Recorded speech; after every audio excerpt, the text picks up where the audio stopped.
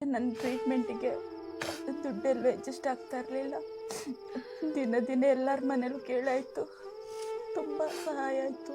ಆದರೆ ಮುಂದಕ್ಕೆ ಟ್ರೀಟ್ಮೆಂಟ್ ಆಗಲ್ಲ ಅನ್ನುವಾಗ ಮಕ್ಕಳಿಗೆ ಹೇಳಿದೆ ನಾನು, ಏನು ಮಾಡೋಕ್ಕಾಗಲ್ಲ ಮಕ್ಕಳೇ, ಯಾರಾದರೂ ನಿಮ್ಮನ್ನ ಸಾಕ್ತಾರೆ, ನೋಡ್ಕೋತಾರೆ, ನೀವು ಹೆದರಬೇಡಿ, ನಾನು ಹೋದರೆ ಧೈರ್ಯವಾಗಿರಿ ಅಂದರೆ, ಇಲ್ಲಮ್ಮ ನೀನು ಹೋದರೆ ನಾವಿರಲ್ಲ, ನಾವು ನಿಮ್ಮ ಜೊತೆನೇ ಬಂದ್ಬಿಡ್ತೀವಿ ಅಂತೇಳಿ ಸೂಸೈಡ್ ಮಾಡ್ಕೊಳ್ಳೋಕ್ಕೆ ಯೂಟ್ಯೂಬು ಗೂಗಲಲ್ಲೆಲ್ಲ ಸರ್ಚ್ ಮಾಡಿದ್ರೆಗಳು ಎಲ್ಲ ಪ್ಯಾಕ್ ಮಾಡಿ ಇಟ್ಕೊಂಡಿದ್ದಾರೆ.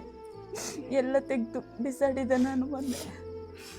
ಪರವಾಗಿಲ್ಲ, ನಾವೇನಾದರೂ ಮಾಡ್ಕೊಳ್ತೀವಿ, ನೀನು ಹೋದರೆ ನಾವು ಬಂದ್ಬಿಡ್ತೀವಿ, ಹೇಗಾದರೂ ಸಾಯ್ತೀವಿ ಅಂತಾರೆ.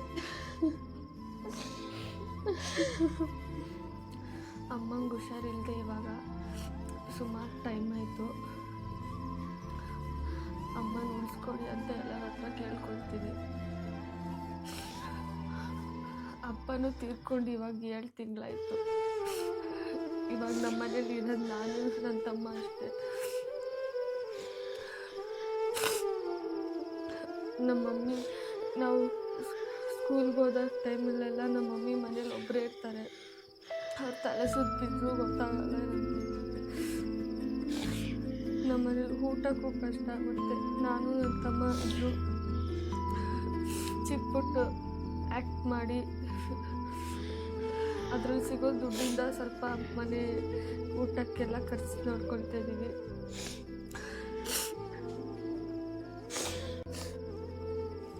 ಕರ್ನಾಟಕದ ಕಾರುಣ್ಯ ಜನತೆಯಲ್ಲಿ ಕೈ ಮುಗಿದು ನಿಮ್ಮ ಮುಂದೆ ಮನವಿ ಮಾಡ್ತಾ ಇದ್ದೇನೆ ಆತ್ಮೀಯ ಸಹೋದರರೇ. ನನ್ನ ವೇಷಭೂಷಣ ನೋಡಿಯೋ ನನ್ನನ್ನು ನೋಡಿಯೋ ಅಲ್ಲ ಆತ್ಮೀಯ ಸಹೋದರ, ನೀವು ನೋಡಬೇಕಾಗಿದ್ದು ಇದನ್ನು ಶೇರ್ ಮಾಡಿ ಪ್ಲೀಸ್. ನಿಮ್ಮ ಅಮೂಲ್ಯವಾದ ಸಮಯದಿಂದ 1-2 ನಿಮಿಷ ಕೊಡಗು ಜಿಲ್ಲೆಯ ಮಡಿಕೇರಿ ಎಂಬ ಪ್ರದೇಶದಲ್ಲಿರುವಂತಹ ಪ್ರತಿಮಾ ಎಂಬ ಈ ಸಹೋದರಿ, ನರ್ಸ್ ಕೆಲಸ ಮಾಡುತ್ತಿದ್ದಂತಹ ಈ ಸಹೋದರಿ ಇವತ್ತು ಮಾರಕವಾದಂತಹ ಶ್ವಾಸಕೋಶಕ್ಕೆ, ಲೆನ್ಸ್ಗೆ ಬಂದಂತಹ ಇನ್ಫೆಕ್ಷನ್, ಲಿವರಿಗೆ ಬಂದಂತಹ ಇನ್ಫೆಕ್ಷನ್ ಇಂದ ಜೀವನ್ಮರಣ ಹೋರಾಟ ನಡೆಸ್ತಾ ಇದ್ದಾರೆ.